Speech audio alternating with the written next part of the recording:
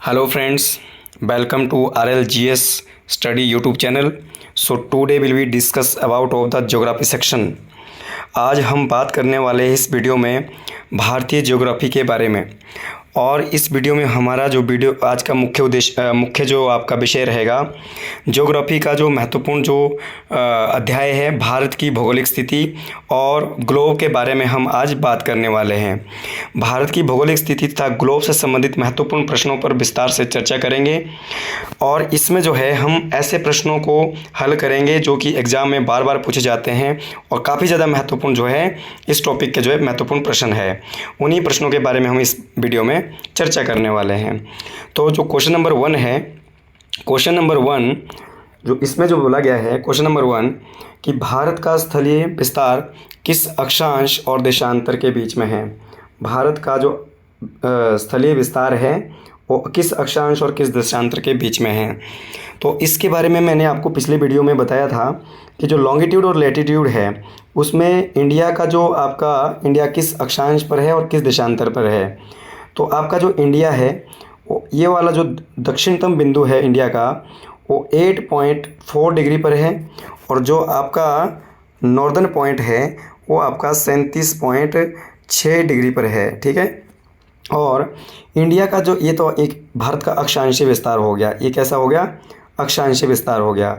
और जो देशांतरी विस्तार है यानी जो ये पश्चिमी बिंदु है ये आपका 68.7% 60 डिग्री पर है और जो आपका पूर्वी बिंदु है ये वाला ये 97.25 डिग्री पर है।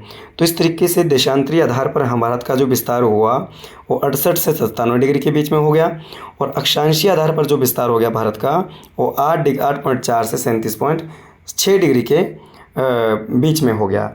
तो इसका जो करेक्ट आंसर हो जाएगा option number A 8.4 degree north to आपका जो है 68.7 डिग्री पूर्वी देशांतर। ठीक है।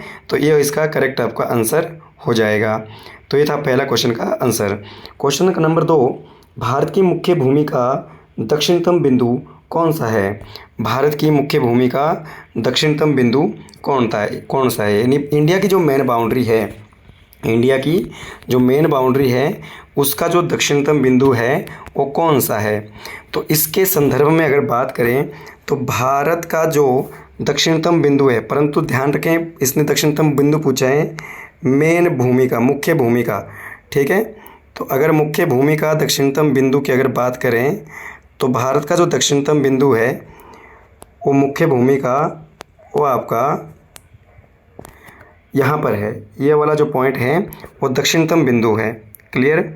तो दक्षिणतम जो बिंदु है ये वाला आपका यहाँ दक्षिणतम बिंदु है, इसे कहते हैं कन्याकुमारी या कैप कैमोरिन। और सबसे दक्षिणतम बिंदु अगर यहाँ पूछेगा तो सबसे दक्षिणतम बिंदु आपका ग्रेट निकोबार में है यहाँ पर। ठीक है। जिसे इंदिरा पॉइंट कहते हैं। ये है आपका इंदिरा पॉइंट और ये है आपका कन्याकुमारी या कैप कैमोरिन। तो इसने मेन बाउंड्री का पूछा था, सबसे दक्षिणतम नहीं पूछा बल्कि मेन बाउंड्री का पूछा था। तो इसका जो सही आंसर हो जाएगा कन्याकुमारी। तो ये था आपका क्वेश्चन नंबर 2 का सही आंसर। इंदिरा जो पॉइंट है जैसा कि मैंने इसमें बताया कि ये अंडमान निकोबार में स्थित है, ये अंडमान और निकोबार में स्थित है यानी ग्रेट निकोबार में स्थित है और सबसे साउदर्न पॉइंट है भारत का। ठीक है। इसके अलावा अगर रामेश्वरम की बात करें तो ये तमिलनाडु में एक तीर्थ स्थान है। ठीक है।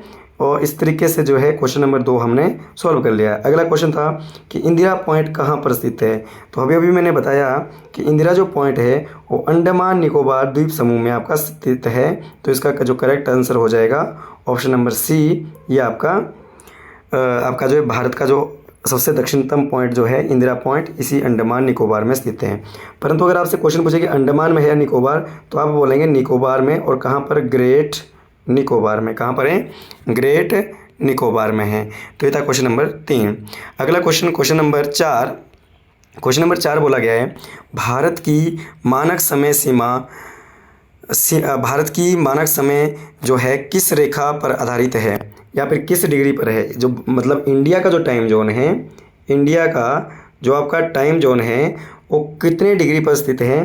तो 82.5 डिग्री पर स्थित है, 82.5 डिग्री इसके बारे में भी हम पिछले लेक्चर में बात कर चुके हैं। पिछला जो हमारा वीडियो था अक्षांश देशांतर और भारत की स्थिति का, इसमें हमने विस्तार पूर्वक से जो इन चीज़ों को पढ़ा था। तो भारत की जो टाइम जोन है, इंडिया का जो टाइम जोन है वो 82.5 डिग्री पर स्थित है, जो उत्तर प्रदेश के इलाहाबाद और इलाहाबाद के नैनी गाँव से लिया गया है। ठीक है, अगला क्वेश्चन नंबर 5, भारत और पाकिस्तान के बीच में कौन सी सीमा जो है रेखा है। तो सबसे पहले जो रेड क्लिप है वो इंडिया और पाकिस्तान के बीच में है। ठीक है, इंडिया और पाकिस्तान के बीच में। मैकमोहन रेखा इंडिया प्लस चाइना के बीच में है। डुरंड जो रेखा है ये आपका अफगानिस्तान, पाकिस्तान और इंडिया के बीच में है। ये भी मैंने आपको बताया था। मुख्यतः जो है ये अफगानिस्तान और पाकिस्तान के बीच में है। और तीसरा जो कंट्री है वो इंडिया है। इंडिया के साथ ये केवल 106 किलोमीटर की जो बाउंड्री है बनाती है। ठीक है, ये जो मजनू रेखा है किसी भी देशों के बीच में नहीं है। तो ये आपका फालतू का जो है ऑप्शन दिया गया है यहाँ पर। 3 ऑप्शन आपने तीनों के तीनों ध्यान रखना है। इसका जो सही आंसर हो जाएगा, भारत और पाकिस्तान के बीच की जो रेखा है उसे रेड क्लिप कहा जाता है। क्या कहते हैं? Red clip. ये 1947 में निर्धारित की गई थी, जबकि मैकमोहन रेखा 1914 में निर्धारित की गई थी। और डुरंड जो रेखा है वो 1893 में निर्धारित की गई थी। तो जो डुरंड रेखा है 1893 में खींची गई थी, और जो आपका मैकमोहन रेखा है 1914 में निर्धारित की गई थी। और जो रेड क्लिफ है आपकी वो 1947 में निर्धारित की गई थी भारत और पाकिस्तान के बीच में। तो ये था क्वेश्चन नंबर 5। अगला क्वेश्चन नंबर 6 की अगर बात करें तो क्वेश्चन नंबर जो 6 है, भारत का क्षेत्रफल कितना है। भारत का क्षेत्रफल कितना है, तो मैं कम से कम बहुत बारी इस वीडियो में बात कर चुके हैं इंडिया के एरिया के बारे में कि इसका जो क्षेत्रफल है भारत का 32,87,263 किलोमीटर स्क्वायर एरिया है। भारत का जो क्षेत्रफल है 32,87,263 किलोमीटर स्क्वायर का जो है एरिया है, जो कि वर्ल्ड का 2.4% है, जो वर्ल्ड का 2.4% है। तो इसका जो करेक्ट आंसर हो जाएगा ऑप्शन नंबर ए, 32 पॉइंट आपका जो है 87 आपका जो है लाख किलोमीटर स्क्वायर एरिया जो है वो आपका भारत का है। Is it clear? इसके बाद क्वेश्चन नंबर 7 की अगर बात करें तो क्वेश्चन नंबर जो 7 है, भारत में अक्षांशीय और देशांतरी की अधिकतम लंबाई किस दिशा में है। तो मतलब अगर यहाँ पर पूछा गया क्वेश्चन है भारत में अक्षांशीय और देशांतर की अधिकतम लंबाई किस दिशा में है, तो सबसे पहले आपने ध्यान रखना कि जो भारत है वो भारत जो है पूर्व से पश्चिम तक फैला हुआ ज़्यादा है, उत्तर से दक्षिण तक फैला हुआ है अधिकतम, या फिर दक्षिण से पश्चिम, या आपका जो है पूर्व से उत्तर से पूर्व। तो इसका जो सही आंसर होगा उत्तर से लेके दक्षिण तक जो है भारत की सबसे ज़्यादा जो है देशांतरी जो है विस्तार है। लगभग 30 डिग्री का जो डिस्टेंस है नॉर्थ टू साउथ है, और 29 पॉइंट समथिंग डिग्री का जो एरिया है वो पूर्व से पश्चिम तक है। ठीक है, परंतु फिर भी दोनों साइड जो है इंडिया पूर्व और पश्चिम जो है, पूर्व और पश्चिम, उत्तर और दक्षिण, पूर्व पश्चिम उत्तर और दक्षिण, इन दोनों को 30 डिग्री के डिस्टेंस में माना जाता है। ठीक है, अगला भारत का अगला क्वेश्चन है क्वेश्चन नंबर 8। क्वेश्चन नंबर 8 में पूछा गया है कि भारत का भौगोलिक स्थिति किस महाद्वीप में है, कि भारत की जो भौगोलिक स्थिति है वो किस एक कॉन्टिनेंट में है। तो पहली बात तो ये है कि जो भारत है वो एशिया महाद्वीप का देश है। ठीक है, पहली बात तो ये है कि भारत जो है वो एशिया महाद्वीप का देश है, और एशिया में लगभग 48 कंट्री है, जिनमें से इंडिया का जो स्थान है 48 कंट्री में इंडिया का अगर क्षेत्रफल देखा जाए तो एशिया का क्षेत्रफल के हिसाब से सबसे बड़ा देश है चीन। सबसे बड़ा देश कौन सा है क्षेत्रफल के हिसाब से? चीन है। ठीक है, अगर दूसरे हम बात करें, क्योंकि रशिया है उसे यूरोप महाद्वीप का देश माना जाएगा, उसे यूरोप महाद्वीप के अंतर्गत रखा जाता है। हालांकि रूस का बहुत बड़ा इलाका एशिया महाद्वीप में स्थित है, परंतु रूस के उस एशियाई भाग को साइबेरिया कहा जाता है। इसीलिए आपका जो है चीन जो है वो एशिया का सबसे बड़ा देश है। चीन के बाद अगर बात करें भारत की, तो उसके बाद चीन के बाद दूसरा स्थान है आपका किसका? भारत का, और उसके बाद मंगोलिया का। ठीक है, अच्छा, इसके पश्चात क्वेश्चन नंबर 8 का जो सही आंसर हो जाएगा क्या हो जाएगा, ऑप्शन नंबर बी यानी आपका एशिया, क्योंकि भारत जो है किस महाद्वीप का देश है, एशिया महाद्वीप का देश है। तो ये था क्वेश्चन नंबर 8। क्वेश्चन नंबर 9 की अगर बात करें तो भारत में तो जो भारत है, भारत की मुख्य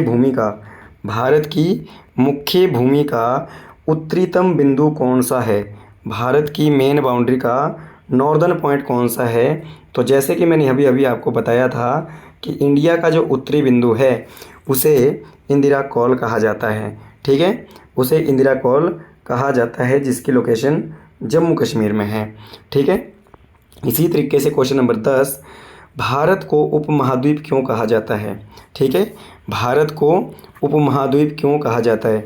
पहली बात तो ये है, पहला जैसे इसमें ऑप्शन दिया है कि ये एक द्वीप है, ये एक स्वतंत्र महाद्वीप है, इसकी विशिष्ट भौगोलिक विशेषताएं हैं, और ये फिर इसका जो समुद्री इसका समुद्र से घिरा होना। तो सबसे पहले में हम इसके बारे में पिछली वीडियो में बात कर चुके हैं कि एक्चुअल में प्रायद्वीप किसे कहते हैं, ठीक है ना, या फिर उपमहाद्वीप या प्रायद्वीप किसे कहा जाता है। तो प्रायद्वीप किसे कहते हैं कि जो भारत का जो ये वाला एरिया है ये तीनों तरफ से जल से घिरा है, ठीक है, इधर भी आपका पानी है, इधर भी जल है और इधर भी जल है, इधर से बंगाल की खाड़ी, इधर से इंडियन ओशियन यानी हिंद महासागर, और इधर से अरेबियन सी यानी अरब सागर है। तो तीनों तरफ से पानी से घिरा होने के कारण भारत का जो ये वाला हिस्सा है इसे प्रायद्वीप कहा जाता है या फिर पेनिसुला कहा जाता है। तो प्रायद्वीप किसे कहते हैं, जो तीनों तरफ से पानी से घिरा हुआ क्षेत्र है उसे प्रायद्वीप कहा जाता है। इसीलिए भारत को दूसरे शब्दों में उपमहाद्वीप भी कहा जाता है, क्योंकि इसका जो एरिया है अधिकतर समुद्र से घिरा हुआ है, ठीक है। तो ये उसका जो सही आंसर हो जाएगा ऑप्शन नंबर डी। अगला जो क्वेश्चन है आपके पास, क्वेश्चन नंबर 11, कौन सा देश भारत के सबसे पूर्व में है, कौन सा देश जो है भारत के पूर्व में है। तो भारत के पूर्व में, अगर भारत के पूर्व की बात करें तो भारत का जो पूर्वी देश है, ठीक है, इस साइड आपका म्यांमार आता है, यहाँ पर आपका बांग्लादेश आता है, ठीक है, इधर आपका श्रीलंका आता है, यहाँ जो है आपका भूटान और आपके चीन आते हैं और तिब्बत आता है, इधर आपका पाकिस्तान और अफ़गानिस्तान आता है, और इधर आपका मालदीव आता है, ठीक है। तो इस तरीके से भारत के पड़ोसी देश हैं, क्लियर, जो कि मैंने आपको बताया। यहाँ पर श्रीलंका आता है, यहाँ पर बांग्लादेश आता है, यहाँ पर म्यांमार आता है, यहाँ पर आपका भूटान, ये चीन, ये तिब्बत, और यहाँ एक छोटा देश नेपाल भी आता है। इसके अलावा यहाँ अफ़गानिस्तान, यहाँ पाकिस्तान और यहाँ मालदीव है। तो भारत का सबसे पूर्वी जो देश है वो है म्यांमार। वो कौन सा है, म्यांमार, ठीक है। तो इसका जो सही आंसर हो जाएगा वो हो जाएगा म्यांमार, ठीक है। म्यांमार की जो दोस्तों राजधानी है वो नायपी-ताव है। बांग्लादेश की जो राजधानी है वो ढाका है। अफ़गानिस्तान की राजधानी काबुल, और पाकिस्तान की जो राजधानी है वो इस्लामाबाद है, ठीक है। तो ये भारत के सारे पड़ोसी देश हैं। इसके अलावा भारत के जो जलीय जल के साथ जो सीमा बनाते हैं उनमें श्रीलंका और मालदीव शामिल है। तो ये थे भारत के पड़ोसी देशों के बारे में। आई होप आपको वीडियो अच्छी लगी होगी, और अगर वीडियो अच्छी लगी है तो चैनल को जरूर जो है लाइक करिएगा, सब्सक्राइब करिएगा और शेयर करना मत भूलिएगा, ठीक है। क्वेश्चन नंबर 12 की अगर बात करें तो क्वेश्चन नंबर जो 12 है, भारत के पश्चिम में कौन सा देश है। तो जैसे कि हम यहाँ बात कर चुके हैं कि भारत के पश्चिम वाला जो इलाका है यहाँ पर कौन सा देश है, पाकिस्तान है। कौन सा, पाकिस्तान है, ठीक है। तो पाकिस्तान जो है भारत के सबसे पश्चिम में है, और आपका जो है भूटान और जो नेपाल है वो इस डायरेक्शन में है यहाँ पर, और जो आपका बांग्लादेश है वो यहाँ पर है, ठीक है। तो इसके बारे में हम बात कर चुके हैं। इसके बाद अगला जो क्वेश्चन है क्वेश्चन नंबर 13। तो क्वेश्चन नंबर 13 की अगर बात करें, इसमें पूछा गया है कि भारत की सबसे लंबी तटीय रेखा किस राज्य के साथ लगती है। पहली बात तो ये है कि जो भारत की जो तटीय रेखा है, वो सबसे पहले आपने ध्यान रखना, भारत की जो तट रेखा है इसकी कुल लंबाई है 6100 किलोमीटर, ठीक है। कितनी है, 6100 किलोमीटर। कितनी है, 6100। ये वाला जो एरिया है यहाँ पर, ये है भारत का तटीय क्षेत्र, इसको बोलते हैं भारत का तटीय क्षेत्र, जिसकी कुल लंबाई कितनी है, 6100 किलोमीटर है। इसके साथ भारत के 9 राज्य सीमा बनाते हैं। यहाँ पर भारत के कुल जो है 9 राज्य सीमा बनाते हैं इस तरीके से, ठीक है। इस तरीके से जो है 9 राज्य सीमा बनाते हैं, क्लियर। जिनमें से सबसे लंबी जो सीमा है वो लगती है गुजरात की। किसकी लगती है? गुजरात की। लगभग कितनी? 1600 किलोमीटर की सीमा। कितनी? 1600 किलोमीटर की जो सीमा है वो गुजरात राज्य बनाता है, ठीक है। तो सबसे लंबी जो तटीय रेखा है वो किसकी लगती है? गुजरात की। तो ये था क्वेश्चन नंबर 13। इसके बाद क्वेश्चन नंबर 14 की अगर बात करें तो क्वेश्चन नंबर 14, इसमें निम्नलिखित में से कौन सा भारत का एक पड़ोसी देश नहीं है? तो भारत के सभी पड़ोसी देशों में अफ़गानिस्तान, ठीक है, अफ़गानिस्तान भारत का पड़ोसी देश है, चीन भारत का पड़ोसी देश है, श्रीलंका भारत का पड़ोसी देश है, परंतु थाईलैंड जो है वो भारत का पड़ोसी देश नहीं है। जो आपका म्यांमार है, म्यांमार के साथ जो आपका लाओस और वियतनाम के बीच, लाओस और वियतनाम के बीच का ये देश है थाईलैंड, ठीक है, जो सफ़ेद हाथियों के लिए जाना जाता है। और हाल ही में आपने मुझे कमेंट बॉक्स में बताना है कि वर्ष 2025 में 2025 में यहाँ पर जो आपकी यहाँ की कोई आपकी जो महिला है उसे हाल ही में कौन सा पुरस्कार दिया गया है? थाईलैंड की एक महिला को अभी हाल ही 2025 में किस पुरस्कार के लिए चयनित किया गया है और उनका नाम जो है क्या है, वो आपने मुझे कमेंट बॉक्स में बताना है। इसके बाद क्वेश्चन नंबर 15 की अगर बात करें, कौन सी रेखा भारत और चीन को विभाजित करती है? अभी हमने पिछले क्वेश्चन में बात किया था कि जो आपकी मैकमोहन रेखा है, जो आपकी मैकमोहन रेखा है जो 1914 में निर्धारित की गई थी, ये भारत और चीन को अलग करती है, भारत और चीन को अलग करती है। अगला क्वेश्चन, क्वेश्चन नंबर 16, भारत किस प्रकार की जलवायु का क्षेत्र है? तो भारत में वैसे तो सबसे अधिक क्षेत्र में जो पाई जाती है क्लाइमेट वो उष्णकटिबंधीय मानसूनी जलवायु पाई जाती है, परंतु कुछ एक क्षेत्रों में भारत में समशीतोष्ण जलवायु भी पाई जाती है। समशीतोष्ण का मतलब होता है जहाँ पर गर्म और सर्द जो इलाके हैं, ना तो ज़्यादा गर्म इलाके होते हैं और ना ही ज़्यादा ठंडे इलाके होते हैं।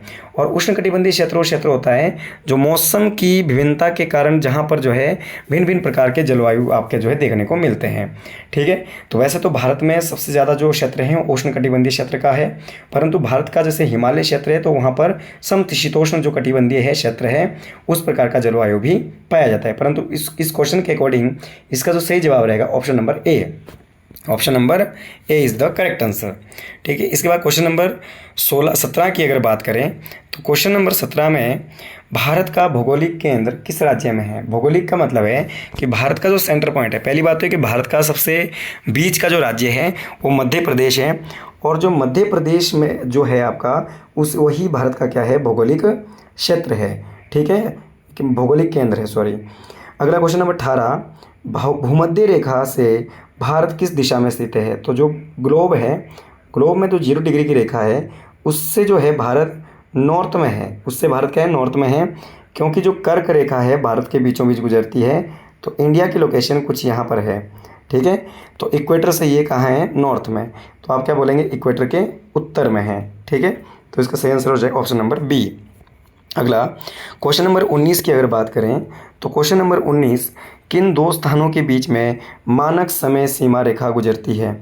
तो वही जो मानक समय सीमा है भारत की, इलाहाबाद, दिल्ली, मिर्ज़ापुर, कोलकाता, नागपुर, चेन्नई और मुंबई आपका पटना। तो ये इसमें तो सारे के सारे जो आपके ऑप्शन हैं वो बिल्कुल इनकरेक्ट हैं, कोई भी इसमें से सही नहीं रहेगा। इलाहाबाद उत्तर प्रदेश से गुजरती है परंतु दिल्ली से गुजरती नहीं है। मिर्ज़ापुर उत्तर प्रदेश से गुजरती है परंतु कलकत्ता से नहीं गुजरती। नागपुर आपका जो है महाराष्ट्र में पड़ता है, महाराष्ट्र से नहीं गुजरती, ठीक है, और चेन्नई से भी नहीं गुजरती। मुंबई पटना से। तो इसका देखो जो भारतीय मानक समय सीमा है वो सबसे पहले कहाँ से निर्धारित गई?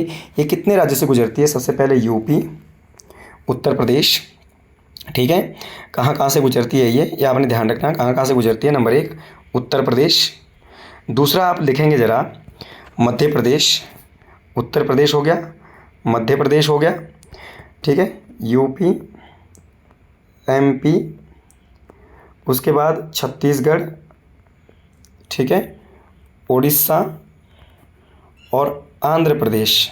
इतने राज्यों से क्या है ये रेखा गुजरती है, यानी 80.5 डिग्री की जो इंडियन टाइम जोन है वो इतने राज्यों से गुजरती है, उत्तर प्रदेश, मध्य प्रदेश, छत्तीसगढ़, उड़ीसा और आंध्र प्रदेश। तो इनमें से आपका जो सारा के सारे ऑप्शन ये इनकरेक्ट रहेंगे। तो इसको करेक्ट करने के लिए आपको ये ध्यान रखना है कि किन किन क्षेत्रों से गुजरती है। भारत के कितने देशों की सीमा, भारत के कितने देशों से भारत कितने देशों से सीमा बनाता है। तो पहली बात तो ये, अगर देशों की बात करें तो भारत जो है कितने देशों से सीमा बनाता है ये हम यहाँ पर बात कर लेंगे। तो भारत जो है सबसे पहले नंबर 1 पाकिस्तान, ठीक है, number 1 Pakistan, number 2 Afghanistan, number 3 Bangladesh, Nepal, Bhutan, ठीक है, म्यांमार और आपका चाइना, इसके अलावा आपका श्रीलंका और उसके बाद मालदीव। 1 2 3 4 5 6 7 8 और 1 9। क्योंकि हमने इसमें जलीय क्षेत्र को भी ऐड करा है तो अकॉर्डिंग टू ऑप्शन इसका सही आंसर होगा 7। कितना होगा? 7, ठीक है, 8 कितने होंगे? 8 देशों के साथ भारत जो है सीमा बनाता है। इसने मालदीव को यहाँ पर काउंट नहीं किया है क्योंकि ये जलीय क्षेत्र के साथ जो है, वैसे भारत की सीमा मालदीव के साथ नहीं लगती है परंतु भारत का पड़ोसी देश वो जरूर है, पर जो सीमा बनाता है वो केवल 8 देशों के साथ बनाता है। मालदीव के साथ भारत सीमा नहीं बनाता है, ठीक है, वो केवल पड़ोसी देश है हमारा, सीमा उसके साथ भारत की नहीं लगती, ठीक है। अगला क्वेश्चन नंबर, अगला जो है क्वेश्चन नंबर 20 करेक्ट हो गया। क्वेश्चन नंबर 20 हमने देख लिया। क्वेश्चन नंबर 21 की अगर बात करें तो क्वेश्चन नंबर 21 में भारत में सबसे पूर्वी राज्य कौन सा है। तो भारत का सबसे पूर्वी राज्य भाई कौन सा है? अरुणाचल प्रदेश। कौन सा पूर्वी राज्य सबसे? अरुणाचल प्रदेश है। और पश्चिमी राज्य कौन सा है? गुजरात है। पश्चिमी राज्य कौन सा? गुजरात। भारत का सबसे पश्चिमी बिंदु कहाँ पर है? तो पश्चिमी बिंदु है भैया आपका सरक्रीक। सरक्रीक मतलब जो गुजरात में गौरमोती जिसे कहते हैं। इसके बाद भारत की स्थल सीमा की लंबाई, अभी स्थलीय जो सीमा है, लैंडलॉक जो बाउंड्री है इंडिया की, वो टोटल है 15,200 किलोमीटर। इसके बारे में हम पिछले वीडियो में बात कर चुके हैं। और अगर आपने पिछली वीडियो नहीं देखी है तो आप उसको ज़रूर देखेंगे और उसको देखने के पश्चात ही आप यहाँ पर सारे क्वेश्चन को बिल्कुल करेक्ट का आपको जो है कर सकेंगे, ठीक है। इसके बाद क्वेश्चन नंबर आपका जो है क्वेश्चन नंबर 24 की अगर बात करें तो 24 जो क्वेश्चन है इसमें कहा गया है कि भारत की सबसे लंबी अक्षांशीय दूरी आपकी जो है कहाँ तक फैली हुई है। तो अक्षांशीय दूरी मैंने इंडिया की आपको बताई थी कि इंडिया जो है 8 डिग्री से लेके 37 डिग्री तक स्थित है। तो 8 डिग्री से लेके 37 डिग्री इज करेक्ट आंसर, ठीक है। तो इस तरीके से जो इसका बी आंसर सही हो जाएगा। भारत का कौन सा राज्य, क्वेश्चन नंबर 26, भारत का कौन सा राज्य अक्षांशीय दृष्टि से सबसे दूरी में है। तो दोस्तों देखो, सबसे दूर जो यहाँ पर भारत का जो राज्य है, वैसे तो आपका राज्य की यहाँ पर देखो सबसे दूरी पर, अक्षांश की सबसे दूरी पर, तो मतलब कि जो भारत है, जो आपका भारत है उसका अक्षांश यहाँ पर है तमिलनाडु और यहाँ पर है जम्मू कश्मीर। परंतु जम्मू जो कश्मीर है वो केंद्र शासित प्रदेश है, ठीक है। क्या है? केंद्र शासित प्रदेश। और जम्मू कश्मीर से ठीक नीचे कौन है? हिमाचल प्रदेश। तो इसका जो सही आंसर होना चाहिए हो जाएगा हिमाचल प्रदेश, ठीक है। क्योंकि अगर केंद्र शासित प्रदेश पूछता तो हम जम्मू कश्मीर बता देते हैं, ठीक है। परंतु जम्मू कश्मीर क्या है? यूनियन टेरिटरी है। इसने पूछा है यहाँ पर कौन सा राज्य पूछा है, तो इसका सही आंसर क्या हो जाएगा? हिमाचल प्रदेश। भारत के पूर्वी भाग में कौन सा पर्वतीय क्षेत्र है? भारत के पूर्वी भाग में कौन सा पर्वतीय क्षेत्र है? तो भारत का जो पूर्वी क्षेत्र है, भारत का जो पूर्वी क्षेत्र है वहाँ पर आपका पूर्वी हिमालय की जो पहाड़ियाँ हैं वो स्थित है, ठीक है। पश्चिमी घाट आपका कहाँ पर स्थित है? ये आपका पश्चिमी जो घाट है राजस्थान से गुजरात से लेके आपका जो है केरल तक का जो क्षेत्र है, ये वाला जो क्षेत्र है इसे पश्चिमी घाट कहते हैं। और ये आपका पूर्वी घाट है, ठीक है। तो इसने पूर्वी भाग में पूछा है, तो पूर्वी भाग में कौन है भाई? आपका जो है सतपुड़ा नहीं है बल्कि कौन सी? पूर्वी हिमालय है, ठीक है। यहाँ पर इस एरिया में, ठीक है, पूर्वी हिमालय। क्योंकि सतपुड़ा की जो पहाड़ियाँ हैं वो यहाँ पर मध्य प्रदेश में मिडल भारत में है। और अरावली की जो रेंज है वो यहाँ पर दिल्ली से लेकर गुजरात तक फैली हुई है, ठीक है। तो ये आपका जो इसका सही आंसर हो जाएगा ऑप्शन नंबर सी, पूर्वी हिमालय, ठीक है। ये था क्वेश्चन नंबर 27। क्वेश्चन नंबर 28 की अगर बात करें तो क्वेश्चन नंबर जो 28 कह रहा है, भारत का कौन सा भाग द्वीपीय क्षेत्र कहलाता है? भारत का कौन सा क्षेत्र जो है वो द्वीपीय क्षेत्र या द्वीप समूह है अपने आप में। तो इसका जो सही आंसर हो जाएगा अंडमान निकोबार। क्योंकि अंडमान जो निकोबार है वो द्वीप समूह है, ठीक है। इनमें बहुत सारे आपके आइलैंड यहाँ पर इसके चारों तरफ आपके स्थित है, जो चारों तरफ से पानी से सीमा बनाते हैं। ठीक है। क्वेश्चन नंबर 29 कि भारत के किस द्वीप को कोरल द्वीप कहा जाता है। कोरल का मतलब होता है भाई कोरल रीफ। कोरल रीफ का मतलब होता है मूंगा चट्टानी, एक जलीय जीव होता है। कोरल रीफ जो आपकी मूंगा चट्टानें होती है, वो आपके मूंगा चट्टानें जो है सबसे ज़्यादा जो मूंगा चट्टानें हैं वो पाई जाती है आपकी अरब सागर के अंदर। तो अरब सागर में जो हमारा जो आइलैंड है वो कौन सा है आपका, लक्षद्वीप। तो इसका सही आंसर हो जाएगा लक्षद्वीप। तो लक्षद्वीप को कोरल रीफ की मात्रा के अधिक होने के कारण से कोरल द्वीप भी कहा जाता है। ठीक है। कोरल जो आपकी रीफ है इसे प्रवाल भित्ति कहा जाता है हिंदी में। क्या कहते हैं इसको, प्रवाल भित्ति। ठीक है। प्रवाल जो भित्ति है एक ऐसी प्रकार की चट्टानें होती है जो जिसमें पानी के अंदर पाई जाती है और जिसमें अनेक प्रकार के जीव जंतुओं का जो है निवास रहता है। तो उन्हीं चट्टानों को मूंगा चट्टानें या फिर कोरल रीफ उनको कहा जाता है। ठीक है। ये था क्वेश्चन नंबर 29। क्वेश्चन नंबर 30 की अगर बात करें, क्वेश्चन नंबर जो 30 है उसमें पूछा गया है कि ग्लोब पर कुल कितनी अक्षांश रेखाएं होती है। तो जो ग्लोब है भाई, तो मैंने कहा था कि 0 डिग्री की रेखा है और ये सारी की सारी अक्षांशीय रेखाएं हैं। ठीक है। इस तरीके से, और इनके बीच में 1 डिग्री का डिस्टेंस रहता है और 1 डिग्री 111 किलोमीटर के बराबर होता है। डिस्टेंस कितना है, 1 डिग्री, और 1 डिग्री कितने किलोमीटर के बराबर है, 111 किलोमीटर के बराबर। तो जो 0 डिग्री वाली जो आपकी जो रेखा है, 0 डिग्री की जो रेखा अक्षांशीय रेखा है उसे भूमध्य रेखा कहते हैं। इसको क्या कहते हैं, भूमध्य रेखा कहते हैं। यहाँ से यहाँ तक का जो एरिया है वो 90 डिग्री का होता है और यहाँ से यहाँ तक का एरिया भी कितना होता है, 90 डिग्री का होता है। तो जब दो रेखाओं के बीच में 1 डिग्री का डिस्टेंस है तो यहाँ से नीचे कितनी रेखाएं होगी, 90, और यहाँ से ऊपर भी कितनी होगी, 90। ठीक है। और एक क्या हो जाएगी, ये वाली। तो 90 और 90 कितनी हो जाएगी, 180 प्लस 1 क्या हो गया, 181। तो इसका सही आंसर क्या हो जाएगा, 181 रेखाएं हो जाएगी। तो ये हो गया इसका सही आंसर। क्वेश्चन नंबर जो आपका 31 है, इसमें बोला गया है पृथ्वी की घूर्णन गति का प्रभाव क्या होता है। यानी पृथ्वी की जो घूर्णन गति, पृथ्वी जब अपने अक्ष पर घूमती है तो उससे दिन रात जो बनने की घटना होती है, और जो पृथ्वी के सूर्य के चारों तरफ चक्कर लगाने की जो प्रक्रिया है उसे परिक्रमण कहते हैं, और उस गति से पृथ्वी पर ऋतुओं का परिवर्तन होता है। ठीक है। सूर्य के चारों तरफ पृथ्वी के चक्कर लगाने से आपका जो है ऋतुएं बदलती है, ग्रीष्म, शरद, बसंत, ये सारी ऋतुएं बदलती हैं। और पृथ्वी जब अपने अक्ष पर यानी आपकी 360 डिग्री घूमती है तो उसी से ही धरती पर दिन और रात बनते हैं। तो पृथ्वी की जो घूर्णन गति है उससे क्या होता है, दिन रात बनने की घटना होती है। इसके अलावा अंतर्राष्ट्रीय तिथि, लास्ट क्वेश्चन है आपका, अंतर्राष्ट्रीय तिथि रेखा किस देशांतर पर स्थित है। तो अंतर्राष्ट्रीय जो तिथि रेखा है ये वाली, ठीक है, ये वाली जो रेखा है ग्लोब के अंदर, ये 0 डिग्री पर स्थित होती है। कितने डिग्री पर होती है भाई, 0 डिग्री पर होती है। यहाँ से इधर को 180 डिग्री होता है और यहाँ से इधर को भी 180 डिग्री होता है। और हमारी जो पृथ्वी टोटल वो 360 डिग्री का जो है सर्कल आपका बनाती है। यानी पृथ्वी को अपना पूरा चक्कर लगाने के लिए कितना डिग्री घूमना पड़ता है, 360 डिग्री मूव करना पड़ता है। और इसी 360 डिग्री मूव करने से धरती पर दिन और रात बनने की घटना होती है। तो ये थी आपके ज्योग्राफी के सेक्शन से महत्वपूर्ण प्रश्न जिनके संबंध में हमने यहाँ पर विस्तार पूर्वक जो है बात किया। आई होप आपको वीडियो अच्छा लगा होगा, और अगर वीडियो अच्छा लगा है तो चैनल को लाइक करिएगा, शेयर करिएगा, कमेंट करिएगा और सब्सक्राइब जो है ज़रूर कीजिएगा। इसी के साथ वीडियो को यहीं पर एंड करते हैं। Thank you so much and बहुत बहुत धन्यवाद।